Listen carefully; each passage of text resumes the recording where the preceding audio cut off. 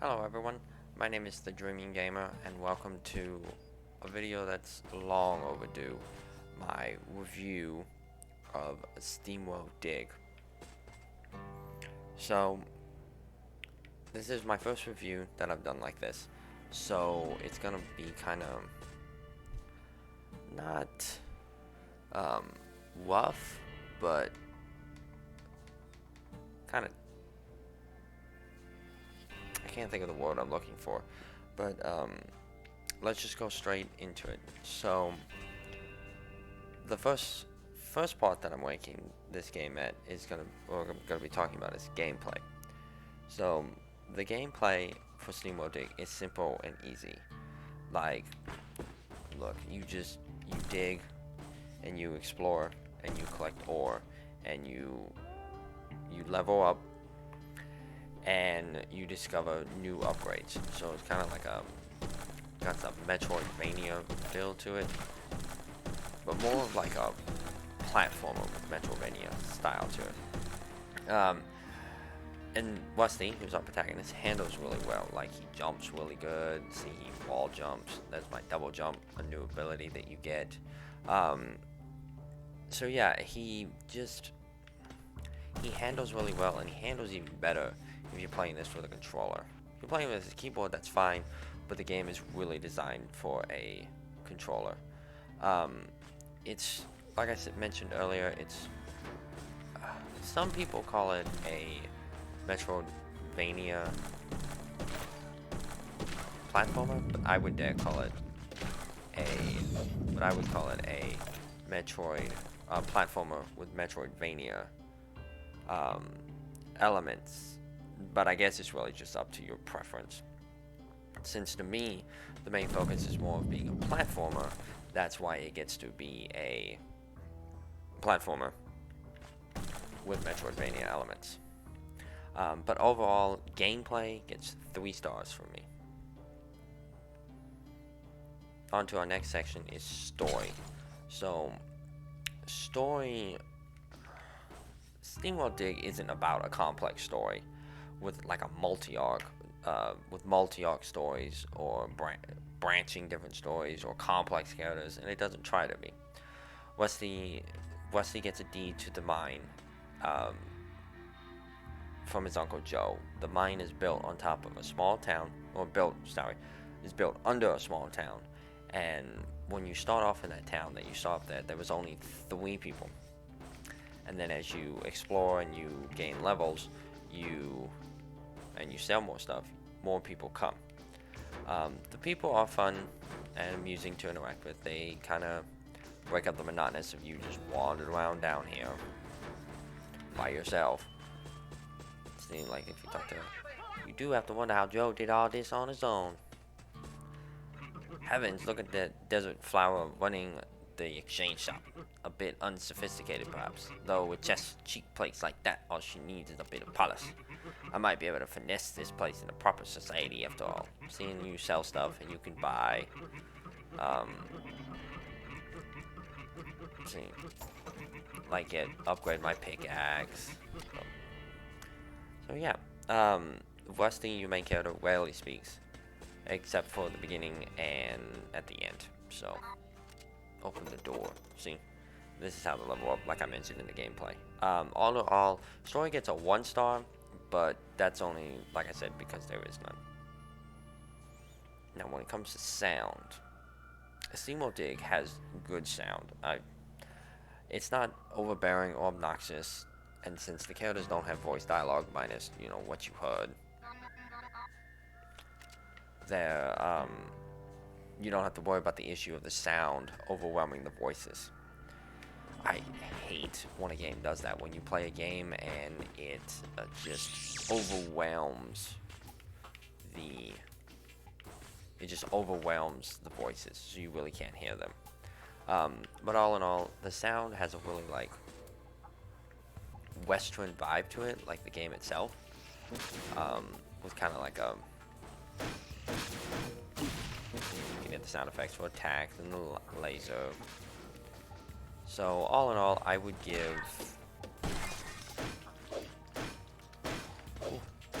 I I die in this review. All in all, I give the sound 3 stars. And then graphics is my next section. So graphics, for me, I'm not a very picky person when it comes to graphics. Growing up playing like the NES and the Super Nintendo, graphics was never really that important. But the graphics for Steamworld Dig for me is pretty good. Like, everything has a distinct feel and look to it. Like, you can clearly tell, like this is one of the later levels. You can clearly tell this is different than that first level that we were in, or even the town. And now see, I struggle with color. And so, in certain games that I play, I get confused when I play them, because the game will be like, oh, go interact with this yellow thing, and it'll be like a yellow thing mixed in with a whole bunch of green things, and I won't be able to tell the difference. But I never struggled with that in this game. Like, you can clearly tell that this is like a level 1 dirt, this is a level 2 dirt, that's a gem, that's a monster. Like, you never have to worry about that. And the backgrounds do change, and they can be sometimes amusing. Like, here you have like pipes. There's further down, you eventually reach a point that has like these radioactive mushrooms, and you can see like skeletons in a shop. And then one secret is a whole bunch of people lined up waiting for Half-Life 3. And the lighting, I think, is really good. Like, you have your lighting that you take with you, that Rusty carries with you to the game. So like, you can see the lighting and the shadowing. So I think it's good. And then when you run out of light, it gets dark, but not so dark that you can't see what you're doing. So all in all, I give graphics 4 stars. My next section is about the extras. So Steamworld Dig does not offer any DLC or expansions or workshop material, and the game honestly doesn't need it. It's a complete package from start to finish. Like, it's one of those, like an old style game where you don't really have expansions and you don't have DLC, so like, and you don't need it. It's just a self-contained game. It does have a handful of achievements. I think it has 20, but I could be wrong on that number. That's just what I think it has. And then some are easy, like dig so many blocks or drop rocks on enemies. And then others can be challenging, like complete the game in under 2 hours. Then you get quirky ones, like collecting 8 uranium ore. But all in all, extra, it gets a 3 just simply for the achievements. They're not too hard, but at the same time, they're not too easy. And then it also gets a 3 because of the lack of DLC, because it doesn't need it. My next section is replayability. So this was a hard category for me, because I enjoy Steamworld Dig. I do. I think it's a really good game, and I played it from start to finish twice. Once for when I recorded, and then once when I first got it. But except for experiencing the game again or trying for the speed 1 approach, Steamworld Dig doesn't really have much replay value. After you beat the final and only boss, you can reload your save like I did, and it's right before you fought him. From there, you can collect all the ore and get all the upgrades. But except for completionist sakes, or just to replay through the game, there isn't much reason to start it back up. So with replay value, I give it 2 stars. Now let's talk about price and availability. So Steamworld Dig is available for a host of systems. It's basically like Skyrim. It's available for all systems. It came out on the 3DS first, but it's also available on Windows, Mac, Linux, PS4, Vita, the Wii U, the Xbox One, and the Switch.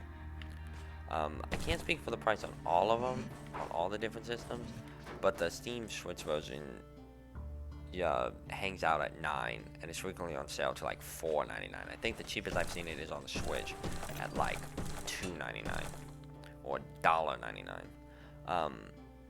And that's a really good price for the content, and right about on par with most indie games. Most good indie games usually about $9.99, $5.99. So for price and availability, I give Steamworld Dig 3 stars. Then for my next section is criticism. So giving criticism to a game or a subject period is kind of hard for me, because I tend to have a very simple view. I ask myself, did I enjoy it? Or at least did I enjoy part of it? And if the answer is yes, then I think it's worth it. Now, when you get into like your triple A's and your big budget games, that's a little different. I feel like if I'm gonna spend $60 on a game, then I want to make sure that I, really enjoy it. Not all games are obviously created equal, but for what you're getting with Steamworld Dig and the price, I think it's pretty good. But this is a review, and so you have to talk about the positive and the negative. And I'm also not going to criticize this game for being something that it's not. And I'm not gonna, I'm not gonna criticize the game for lack of multiplayer, because, well, I don't play multiplayer.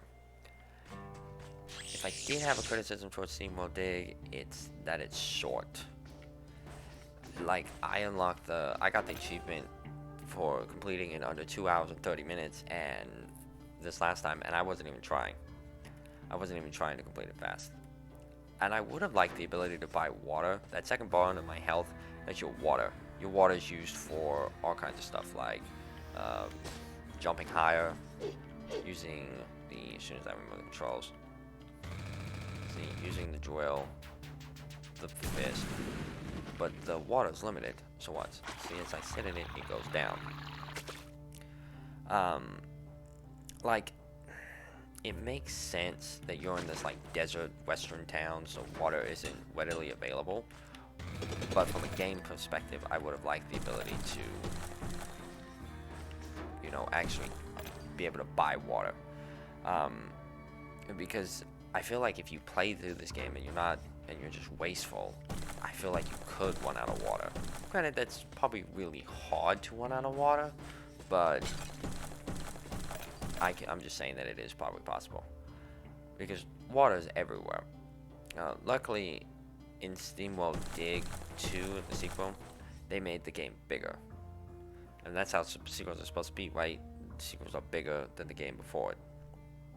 So overall, my ranking system is simple. 1 star is a nightmare, 2 star is daydream, 3 star is a pleasant dream, 4 stars are delightful dream, and 5 is a lucid dream.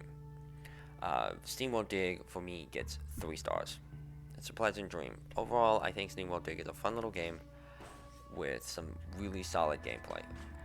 I recommend it to anyone who enjoys platformers and or Metroidvania games. Especially if it's on sale, you should definitely pick it up. But yeah, so that's my review for Steamworld Dig. I appreciate you sitting through and watching this and watching me wander around and listen to me talk. And so yeah, I'll continue to do other reviews, probably sometimes of games that I haven't actually played on my channel, and some games that I have. But for now, thank you for watching, and I hope you all have a good rest of your day.